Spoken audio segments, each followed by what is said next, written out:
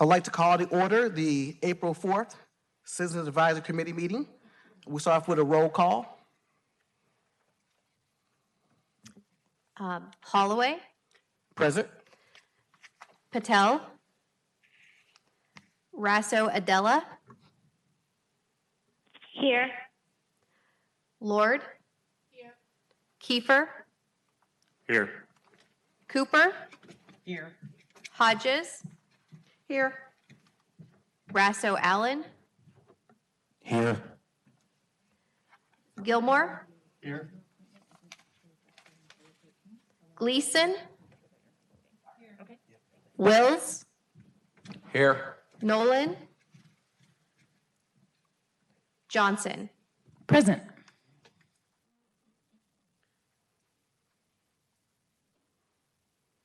And excused is Obleton and Bird. Thank you so much. Are there any citizens with CAC business to present? Seeing none, we'll move to a welcome of new CAC members. Heather? I wanted to welcome everybody and thank our returning members for joining us once again. And we also do have 4 new members joining us for the first time tonight. So just as a reminder, the CAC serves on 2-year terms, and the term begins the April following a municipal election. So this is our first meeting of our new term, and assuming you all serve out your terms, and we hope that you do, we would conclude this term in March of 2024. So with that, what we typically would do is kind of everyone give a brief little introduction of themselves. You can start wherever that you like, and then we'll move on into the next part of the agenda. But I did want to just point out for everyone's benefit and also for the record, because we are being, recorded, and I didn't click the button on the computer. It's fine. This conference will now be recorded. So I did want to just for the record state that 3 of our members have formally been appointed. So that would be Cassandra Cooper, Therese Gleason, and Carlton Wills. But Alan's appointment is still pending. It will be appointed at the next council meeting, which will be on the 13th. And so he's joining us today in an informational capacity, but he actually cannot vote today. So just for the record, I wanted to state that. But with that, if you want to begin your introductions, that will be great.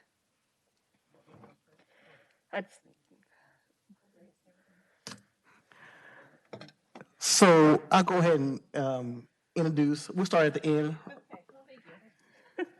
I didn't know if we were doing everybody or just our new folks. So, well, hello, everybody. I'm Regan Johnson, and I currently live in the 4th Ward. However, I'm on the move, as I just told Heather. Staying in Davenport, of course, because I love the work that I do here at the city. And I've been here on the Citizens Advisory Committee for 4 years, I believe. So, yeah, welcome. I guess it's my turn. My name's Cassandra Cooper. I'm in the 3rd Ward, and I've been in Davenport about 4 years, and I just like to volunteer, help the community wherever I live. So, yeah, it's good to be here. Hi, my name is Dale Gilmore. I've been a member of the CAC for 4 years. I live in the 6th Ward and was appointed by the 6th Ward Alderman. So that's pretty much it. Welcome aboard. Good to have you. Hi, I'm Alan Ranso. I recently moved to Davenport a year and a half ago. This September will be 2 years, but I've lived in the Quad Cities for 35. I lived on the Illinois side up until we moved. I'm looking forward to being a part of this committee. I am currently involved in coaching youth sports, so that's kind of what took me interested here. And then I am also a resident of the 6th Ward. And Tim Kelly was the one that appointed me.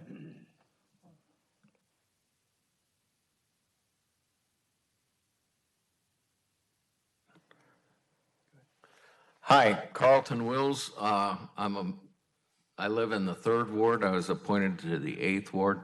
I've lived here all my life, all 64 years of it. Happily retired, 40 years as an electrician. Was an elected officer of the local for 6.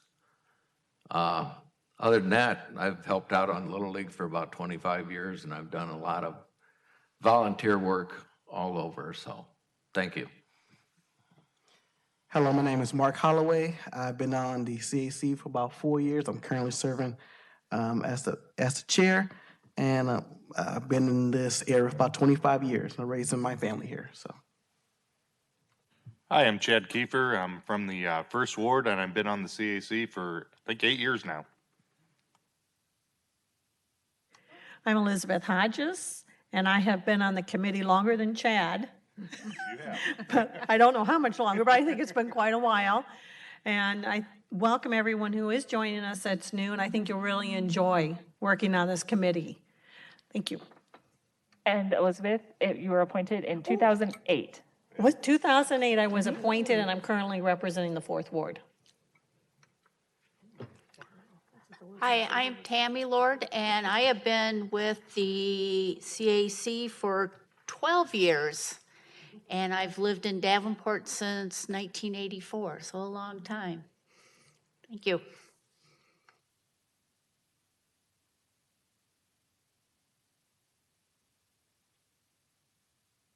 Is it my turn yet? I cannot see you guys. There's one more person that's getting started, Adela, and then we'll come to you Sure, if that's okay. absolutely. No problem. Hi, I'm Therese. I'm challenged with the mic. I have lived in Davenport since I was in 5th grade, and I worked for the city for 32 3/4 years. And then I went to work at the Arsenal. So I'm excited to do some volunteer work. I've retired, so I'm excited for that. And I was appointed by 7th Ward, Derek Cornett.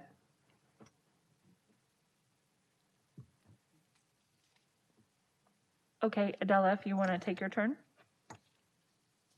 Sure. My name is Adela Rasso. I am a resident of the city of Davenport for over 20 years. I am a resident of the 2nd Ward, and I was appointed by Mayor Mike Madsen. This should be my second. I just got reappointed again. But it's been like less than a year that I've been with you guys. Thank you. Again, welcome to our new CAC members. Next will be a review of the Cdbg grant and CAC responsibilities.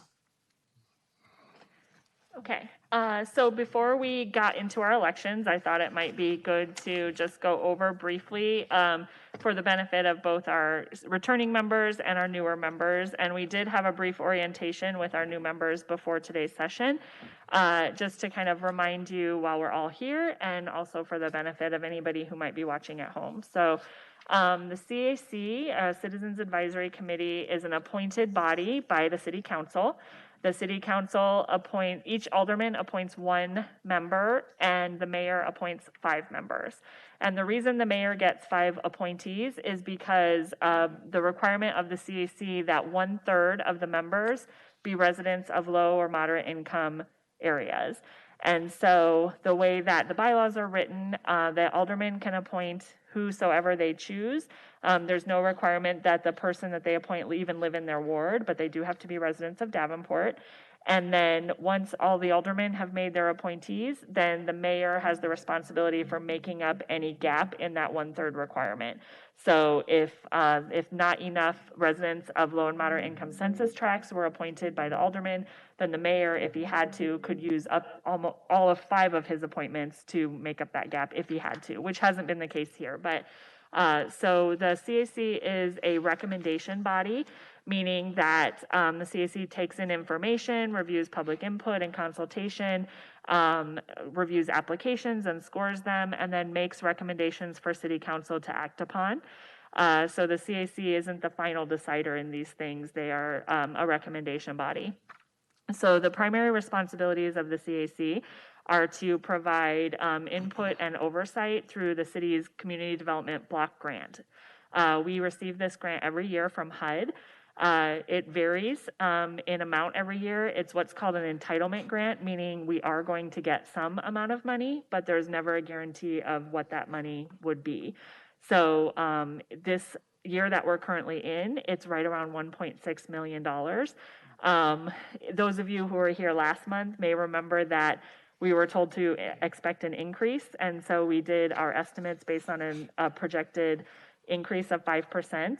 But actually, Congress has now passed the budget. We don't have our actual allocation amount. We don't know our individual grant amount, but we do know that CDBG program as a whole nationwide actually received a 4.5% cut, which just goes to show you that you never know what the grants will be. So, we do expect that our estimate will be a bit on the high side, but we're still hopeful that it'll be within that plus or minus 10-15% that we talked about.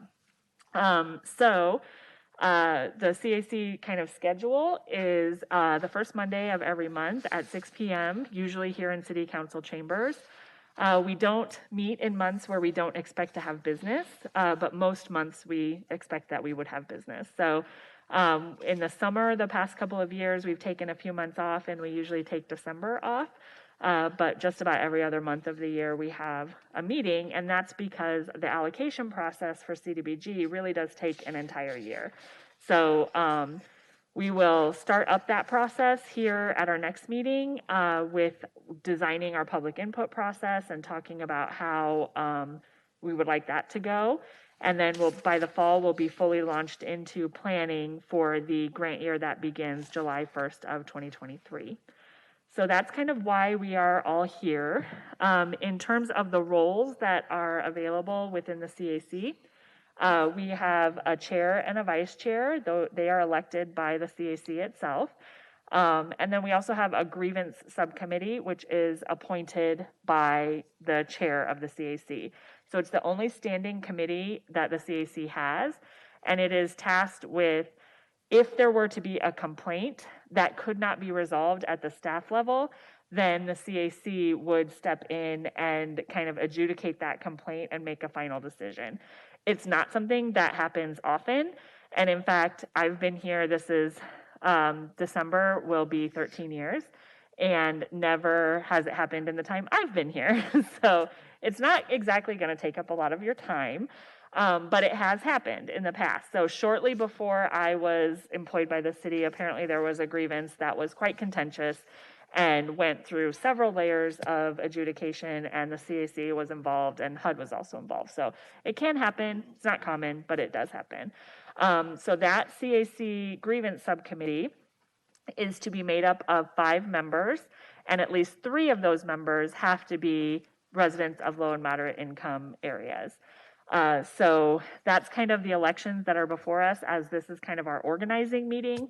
And then once we kind of get through that process, we can take it from there. Thank you so much, Heather.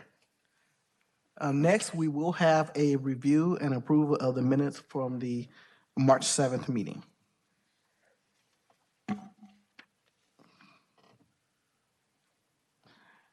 Rick. I'll make a motion to approve the meeting minutes from March 7th. Thank you. Chad? I'll second. The motion's been moved and seconded for the approval of the minutes. All those in favor say aye. Aye. All those opposed?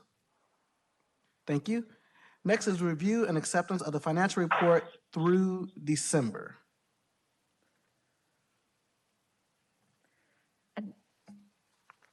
Any questions on that at all? Sorry, Heather? Trying to catch your eye. And again, just a reminder, I know our returning members know this, but just a reminder for everyone, we are still, as I said in the kind of informational updates, typically we would get our notification from HUD that we are cleared to start spending money, usually in August or September. But this year we didn't get it until December, which is extremely late for us. And because we hadn't gotten that official acceptance from HUD, that meant that we could not start reimbursing our subrecipient agencies. So as you look at the financial report, you'll see this report is through December. We only got our notification that we could spend money in December. So none of the checks to the subrecipient agencies were issued in December. But when you get the January report at our next meeting, we will start seeing those dollars reflected. But just rest assured, we have checked with our finance department. Everyone seems to be spending down at a very okay pace to be spending their money by June 30th. It's just because we've had such a lag from that late notification from HUD that it's just not showing up yet on the financial report. But they are actually spending. I just wanted to make sure that you knew that the zeros are just a kind of a remnant of that late notification that we're still working through. Thank you. Are there any questions? I move that we accept the budget. Okay. It's been moved and seconded for the acceptance of the financial report. All those in favor say aye. Aye. All those opposed? Thank you. Next is the action item, election of the chair and vice chair. Now I'll accept any nominations for chair or vice chair. Heather? Just kind of a note for our new members. In your packet, after, just so that you know kind of where we're looking when we talk about this, after the minutes and the financial report, there's a document that says staff updates, and that is just something that we send out every month just to give you information of, you know, what's happening with Cdbg or any points that might have come up or clarifications.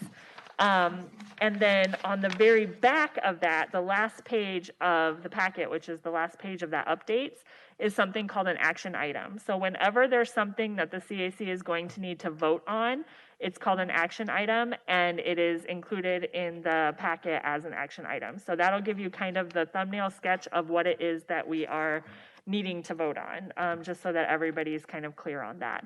And then the other thing I did want to clarify is Austin Bird, who is our returning, he was our previous vice chair. He wasn't able to come tonight. He wasn't feeling well, but he did want me to express that if no one else is interested in standing for vice chair, he would be interested in serving again. And just as a reminder, all of our officers are limited to 2 terms.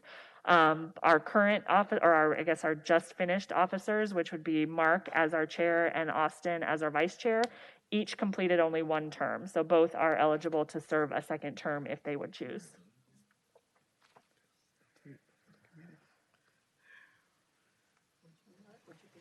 I'd like to have Mark continue as a chair.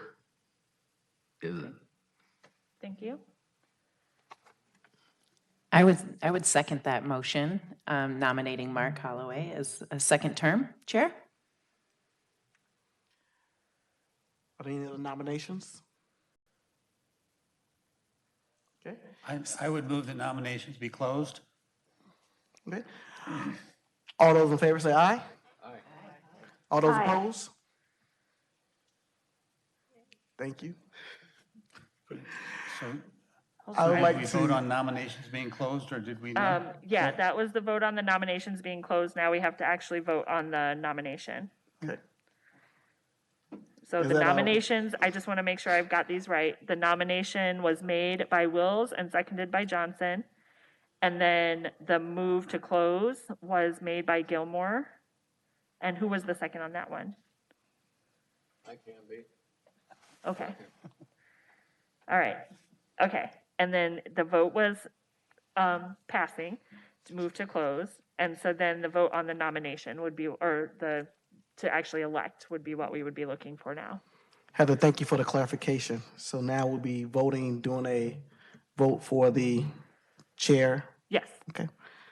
Is it roll call or? No, it's not required to be unless somebody would request it. Okay. All those in favor say aye. Aye. All those opposed? Aye.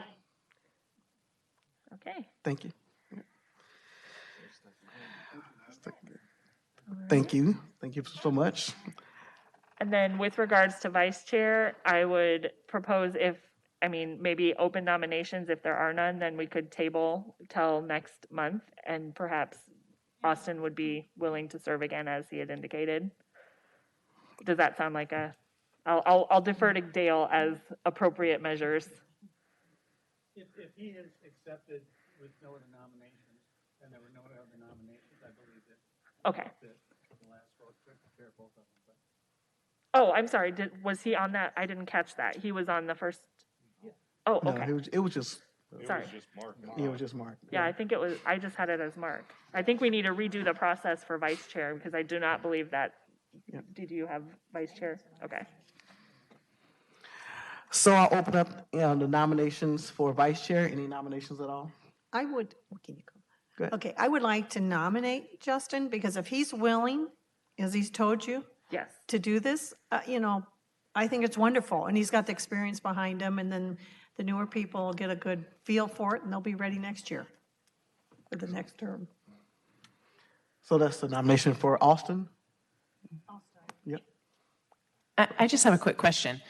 As vice chair then, does that mean then he could, the following year, possibly go into the chair position? Yeah. Okay, all right, Yes. excellent. The limit is 2 terms in any one position, not 2 terms total in all positions. Is there a second? Okay, it's been moved and seconded for Austin Byrd for vice chair. All those, are there any nominations at all? All those in favor say aye. All those opposed? Is that a move to close then? That would be move to close or just to vote? Okay. Okay. All right, so in absentia, we have a vice chair and also a chair. So I think that we have what we need for that one. Congratulations, Austin. All right. Now we have the appointment of a grievance subcommittee. Heather. So the grievance subcommittee, as I mentioned, it's required to have 5 members, and 3 of those members need to be representatives of low or moderate income areas, census tracts, and there are no term limits on grievance subcommittee. So anybody who has been on grievance subcommittee, if they were interested in serving again, they certainly could. And if you have your attendance sheet or your membership sheet in front of you, anybody who has the little spear-shaped item was a current member of the grievance subcommittee. So that would have been Austin, Joseph Obleton, neither of whom are here today. Both of those are residents of low and moderate income areas. Elizabeth Hodges is here today, and she would also meet that requirement. And then Regan Johnson was also a member. So the decision would be recognizing that 2 of our 3 members who could potentially satisfy that requirement are not here. I know what we have done in the past is to table that, just because in their absence, it would mean that the other 3 with the asterisks would have to be members. Okay. So it might be something that we might want to consider just waiting until our next meeting on, would be my recommendation. It's up to the group though, of course. Or we can appoint members who are present who would like to serve and then just fill the vacancies at the next meeting.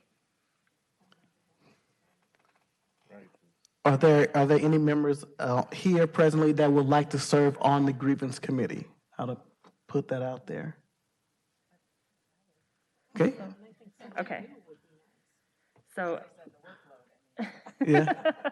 So we have Reagan, we have Elizabeth and Carlton. And Carlton, okay. So that will satisfy 2 of the 3 who would need to be residents of low mod.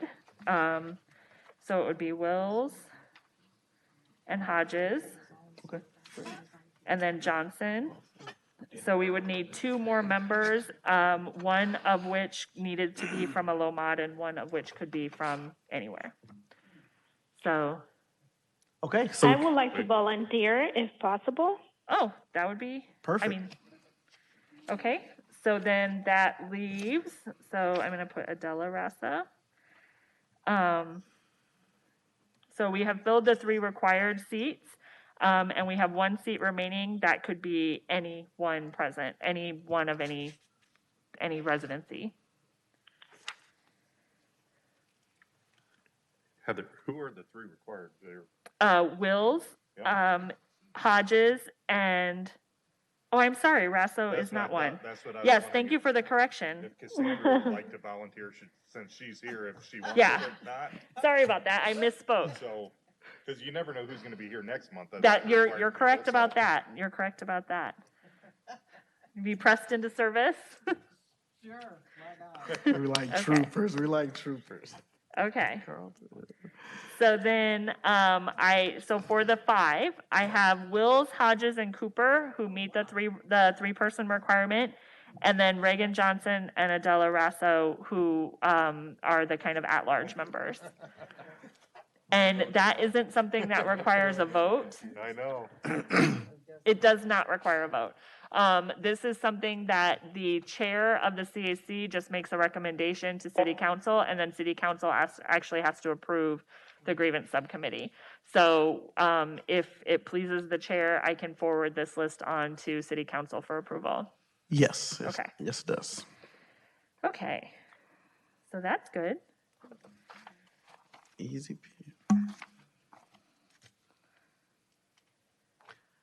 Okay, great. Are there any other business before the CAC this evening? In front of you, you all have a financial disclosure form. So these are required at the start of every term. It has a little logo on it, and it says City Financial Disclosure Form. So everyone who works for, is elected to, or appointed to any board or commission for the city has to fill out a financial disclosure form. And what this is saying is, do you have a financial or a decision-making role with any business or other entity that would be doing business with the city of Davenport?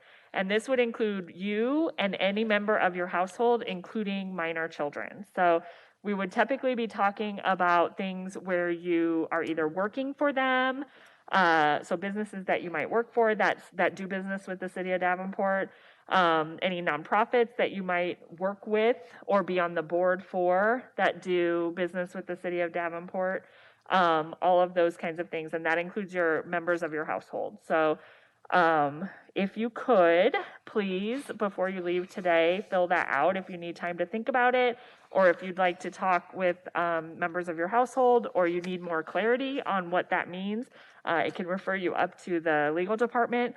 So it doesn't have to be turned in today, but we would really like it if you could, if you already know that you're free and clear, or that you do have a conflict. So we would just like you to turn those in so we can start the process of getting those through.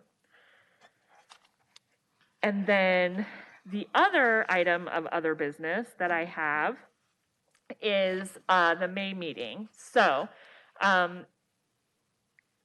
typically, if we don't anticipate pressing business, we would say that we could go ahead and cancel the May meeting. And at this time, staff does not anticipate any pressing business at the May meeting.